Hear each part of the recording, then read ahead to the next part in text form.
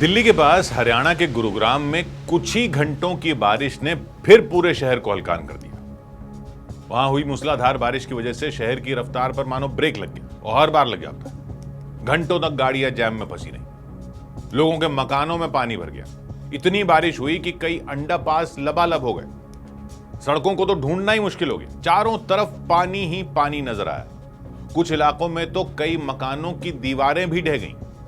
पक्के मकानों की दीवारों में भी दरारें पड़ गईं। यहां तक कि गुरुग्राम के नगर निगम के दफ्तर में भी पानी भर गया। एक दिन पहले गुरुग्राम के लोगों को इसी भीषण बारिश की वजह से घंटों तक जैम में फंसा रहना पड़ा।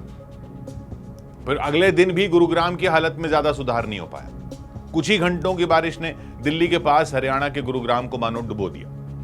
तो चारों तरफ पानी का कब्जा नजर आया, जैसा हर बार गुरुग्राम में हो रहा है। जैसे गुरुग्राम जैसे शहर में बने चौड़े चौड़े अंडरपास पानी में डूब जाते हैं। गुरुग्राम के राजीव चौक इलाके में बना एक अंडरपास तो पानी में पूरी तरह डूब गया था। इतना पानी भर गया उसमें कि पानी कई फीट की ऊंचाई पर लगे बोर्ड तक पहुंच गया। जो ऊपर बोर्ड लगा होता है कि कहां जाना, इधर जाना, वहां तक पानी पहुंच गया। हालांकि ये कोई इकलौता अंडरपास नहीं था जहां ऐसी स्थिति रही। कई और अंडरपास भी पानी और मलबे से भर गए। इसके बाद गुरुग्राम के कई अंडरपास बंद करने पड़ गए, क्योंकि उनकी हालत इतनी खराब हो गई कि वहां से गुजरना किसी के लिए भी जानलेवा साबित हो सकता था। गुरुग्राम के करीब करीब सभी इलाके घंटों तक हुई बारिश से बेहाल हो गए। चौड़ी चौड़ी सड़कें गायब हो गई। उनमें दौड़ने वाली गाड़ियों को देखकर ऐसा लगा जैसे वो तैर रही। यहां तक कि गुरुग्राम के नगर निगम के दफ्तर में भी पानी भर गया। और कुछ ही घंटों की बारिश ने गुरुग्राम को एक बार फिर पानी पानी कर दिया। वहां के कई मशहूर इलाके, बड़े बड़े इलाके, जिनके नाम आप सुनते हैं कि इतने करोड़ का फ्लैट, उतने करोड़ का फ्लैट, वो पानी में डूब गए। सड़कों पर समंदर आ गया। बारिश के बाद वहां जमा हुआ पानी सड़कों पर हिलोरे मारता दिखा। वेव बन रही थी। गुरुग्राम के लोग उसी बारिश के मटमैले पानी से गुजरने को मजबूर दिखे। कुछ जगहों पर यह पानी इतनी मुसीबत लेकर आया कि लोगों के मकान ढह गए। कच्चे मकानों के नीचे की मिट्टी खिसक गई। जो मकान बच गए उनकी दीवारें टूट गईं। यहां तक कि पक्के मकानों में भी इस बारिश की वजह से दरारें आ गई। जिसके बाद पुलिस की कई गाड़ियां वहां पहुंची और लोगों को मकान खाली करने को कहा गया। जिसके बाद वहां रहने वाले लोग अपने मकान छोड़कर रात भर सड़क पर रहने को मजबूर हो गए। और गुरुग्राम की हालत कुछ ही घंटों की बारिश में हो गई। दिल्ली से गुरुग्राम की तरफ जाने वाले रास्ते में तो लंबा जैम लग गया। हर बार उस रास्ते पे जैम लगता ही है। सैकड़ों गाड़ियां फंसी रहीं। लोग घंटों तक अपनी जगह से हिल तक नहीं पाए।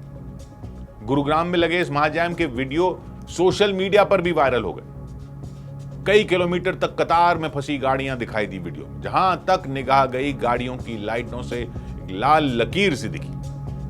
तो 100 बात की एक बात यह कि शहर कैसे नहीं बनाने होते, अगर उसका कहीं उदाहरण देखना हो तो गुड़गांव आ जाओ। सॉरी, गुड़गांव नहीं, गुरुग्राम है। और कुछ सही हो ना हो, नाम जरूर सही लेना है। ऐसा लगता है नाम को लेकर इतना हाइपर इसलिए हो जाते हैं लोग क्योंकि नाम बदलने का ही तो काम हुआ है। बाकी क्या हुआ है वहां? ये गुड़गांव या गुरुग्राम इसलिए बना था कि दिल्ली की भीड़ कम होगी, दिल्ली की कंजेशन कम होगी, दिल्ली का ट्रैफिक कम होगा। बढ़ती हुई दिल्ली को फैलने के लिए खुली जगह मिलेगी। और ये खुद ही चौक हुआ पड़ा रहता है। गुड़गांव, नोएडा, गाजियाबाद, फरीदाबाद, कुंडली वगैरह ये सब दिल्ली के सैटेलाइट शहर हैं। सैटेलाइट शहर यानी दिल्ली के आसपास बसे वो शहर जो दिल्ली का लोड कम करने के लिए बसे। इन सब में गुड़गांव क्योंकि एयरपोर्ट के पास था तो वहां बड़ी बड़ी कंपनियां बस गईं। तो गुरुग्राम वालों की नाक ऊंची रहती है, सुना होगा आपने। लेकिन साल में 9-10 महीने ही ऊंची रख पाते हैं अपनी नाक को।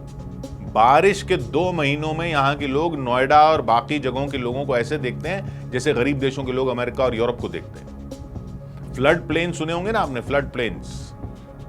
नदी के किनारे के जो निचले इलाके होते हैं जो बारिश में पानी में समा जाते हैं और बाकी टाइम पर वहां पट्टे पर जमीन देकर सब्जियां उगाई जाती हैं, वो होते हैं फ्लड प्लेन। उनको कहते हैं डूब क्षेत्र, क्योंकि बारिश में जब नदी उफान पर आती है तो वो डूब जाते हैं। लेकिन गुरुग्राम ऐसा 8th wonder of the world बनाया है, ऐसी टाउन प्लानिंग है शहर की कि ये बिना किसी नदी के ही डूब क्षेत्र है। नदी नहीं है यहां कोई, लेकिन डूब क्षेत्र है ये। कितनी बड़ी बड़ी कंपनियां यहां पर, कितने महंगे महंगे मकान हैं, ये तो पूरे देश की पब्लिक जानती है। 100 करोड़ के भी फ्लैट मिलते हैं यहां। 100 करोड़ का फ्लैट, 100 करोड़ का फ्लैट। अरे 2 करोड़ का फ्लैट लेके 98 करोड़ से वो आदमी खुद अपनी सड़क बना लेता प्राइवेट। ब्रिस्टल चौक का शराब का ठेका उठा था अभी पिछले दिनों कोई 100 करोड़ रुपए का, एक शराब की दुकान 100 करोड़ रुपए, एक ठेके का यह हाल है तो सोचो कि पूरे शहर में कितनी शराब बिकती होगी। लोगों ने कहना शुरू कर दिया था शराब पानी की तरह बहती है इस शहर में। इसीलिए शायद पानी को ये गुस्सा आ गया कि ऐसे कैसे बोल दिया, मैं दिखाता हूं बहना होता क्या है। तो भाई साहब पानी ने फिर बारिश में दिखा दिया कि पानी की तरह बहना होता क्या है। अंडरपास तो ऐसे हो जाते हैं जैसे बनाए ही साल भर का पानी स्टोर करने के लिए हो। और दिल्ली के दूसरी तरफ है नोएडा, सेम टू सेम बारिश उधर भी पड़ती है। गुरुग्राम है हरियाणा में, नोएडा है यूपी में। बारिश में दिक्कत तो नोएडा में भी होती है, लेकिन गुरुग्राम को देख लो तो लगता है कि नोएडा सिंगापुर है। फर्क हरियाणा यूपी का ही नहीं है। वो अगर आप वो समझ रहे हो तो वो बिल्कुल नहीं है। कांग्रेस बीजेपी का भी नहीं है, क्योंकि अब तो कई साल से दोनों जगह ही बीजेपी है। एक बड़ा फर्क है, 2008 में गुरुग्राम में बन गया था नगर निगम, म्युनिसिपल कॉरपोरेशन। 2011 से उसके पास पूरी ताकत भी आ गई थी। तो नगर निगम बना था तो कहा गया था कि अब सब ठीक हो जाएगा, क्योंकि नगर निगम देखेगा कि नालियों की सफाई टाइम से हो जाए, गड्ढे भर जाएं, पानी की निकासी हो जाए, चोक पॉइंट ठीक हो जाएं, वगैरह वगैरह। बेचा तो ऐसा ही गया था नगर निगम बनाने का फैसला। लेकिन नगर निगम होता है तो क्या होता है, इलेक्शन होते हैं, नेता लोग आ जाते हैं। तो हर बार गुरुग्राम के नगर निगम के इलेक्शन में ये बारिश की मुसीबत की रस्म अदायगी वाले वादे तो हर पार्टी करती है, लेकिन वोट किन बातों पर पड़ते हैं वो तो आप जानते ही हो। न आप उन बातों, न आप इस बारिश के जो सड़कों का हाल हो रहा है इस पर वोट देते हो, न वो इस बात पर वोट मांगते हैं। आप भी जिन बातों पर वोट देते हो और वो भी जिन बातों पर वोट लेते हैं, उनका इस बारिश और इस चौक और शहर की हालत से कोई मतलब ही नहीं होता। वैसे ही वोट पड़ते हैं और फिर हर साल बारिश होती है और पूरे शहर का स्विमिंग पूल बन जाता है। नोएडा में क्या है, नगर निगम ही नहीं है। नोएडा क्योंकि बना था पार्लियामेंट के कानून से, तो नोएडा को चलाते हैं अधिकारी लोग, सीधा उनको अपॉइंट किया जाता है। एक अथॉरिटी का सीईओ होती हैं या होता है, और एक डीएम होती हैं या होता है। परफेक्ट सिस्टम भले ही ना हो ये, लेकिन गुरुग्राम को बारिश में देखकर तो नोएडा वाले बोलते हैं यही ठीक है। अभी पिछले दिनों अदालत में कोई मामला गया तो ये बात फिर उठी कि नोएडा में भी नगर निगम बना दो। वही तर्क दिए गए कि लोगों का चुना हुआ निगम होगा तो लोगों के हितों को बेहतर समझेगा। लेकिन बारिश में गुरुग्राम को देखकर तो नोएडा वाले कहीं मंदिरों में यज्ञ ही न करने लग जाएं कि प्रभु नोएडा में नगर निगम मत बनवा देना, नहीं तो यहां भी नेता लोग आ जाएंगे, यहां भी इलेक्शन हो जाएंगे, और जो शहर के नाम पर दिख रहा है वो भी कहीं गुरुग्राम न बन जाए।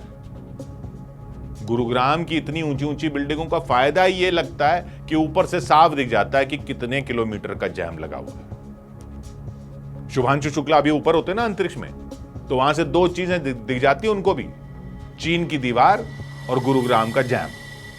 100 बात की बात।